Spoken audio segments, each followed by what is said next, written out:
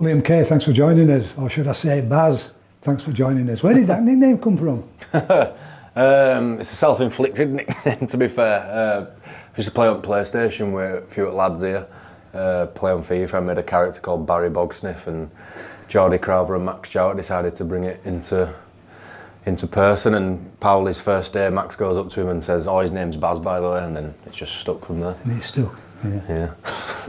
How much have you been enjoying playing at half-back with Max over the last few weeks? Yeah, loved it, to be fair. We've been calling ourselves Magnet and Steel. Yeah, we've had a laugh with it, but then got on with job and stuff. Obviously neither of us are probably recognised half-backs, but I feel like we've probably done a job for the team, and hopefully we can get some bodies back, and maybe Magnet and Steel don't have to play there. For anybody who don't know Magnet and Steel, are you a Max and Paddy fan as well? Yeah, that's where it's from, yeah. They come together, like Magnet and Steel. You had an early season injury, kept you out for a few weeks, but since then it's gone well for you? Yeah, I've enjoyed playing. I had a game where I had to play reserves, probably just a little bit of a setback for me, but apart from that, yeah, I feel like I've been playing all right. I think Daryl's happy with me.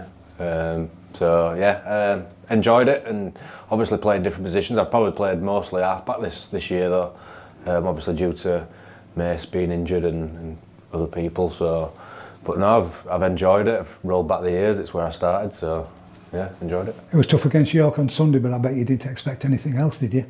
No, we knew it was going to be tough. Obviously, Mash coming back to the old stomping ground, and full respect to them. They came with a game plan, executed it, and luckily we managed to come out with a win. But I thought we played well. I thought his defence was strong. We only kept them to 4 points. I thought his attack could have been better. We've gone over that in review.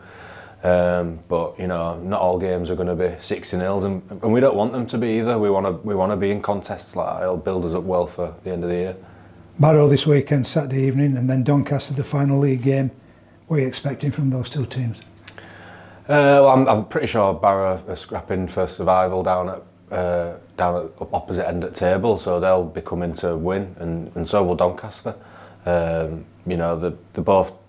We played Doncaster. I didn't play, but played Doncaster earlier in the year, and it were a good game to a certain point. So we expect every team that comes here to want to knock us off his perch at the top and try and get a win over us, and raise the game, but we'll treat it like no other in preparation for playoffs.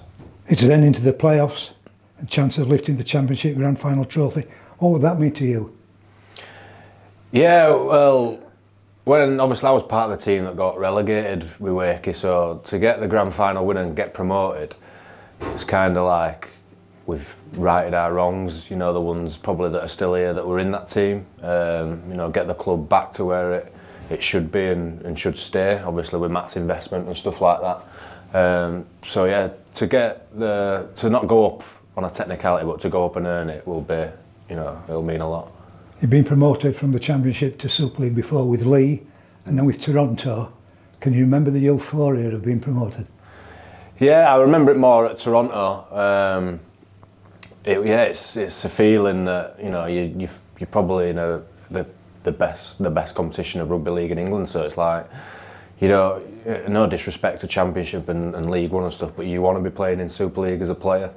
So when you finally earn that right, and obviously then I were ecstatic, but it's staying in there and playing week in, week out that's the next hard job. So we'll just see what it brings. We're not there yet, but we're getting very close, aren't we? Yeah, we're getting very close, mate. It's up to us as a playing squad, as a coaching squad as well, just to keep the standards high, which I think we've been pretty good at. Keep the standards high, and probably learn a little bit from Featherstone last year. They were in a similar situation to us where they romped the league and they came up short at the end, and we don't want that to happen to us.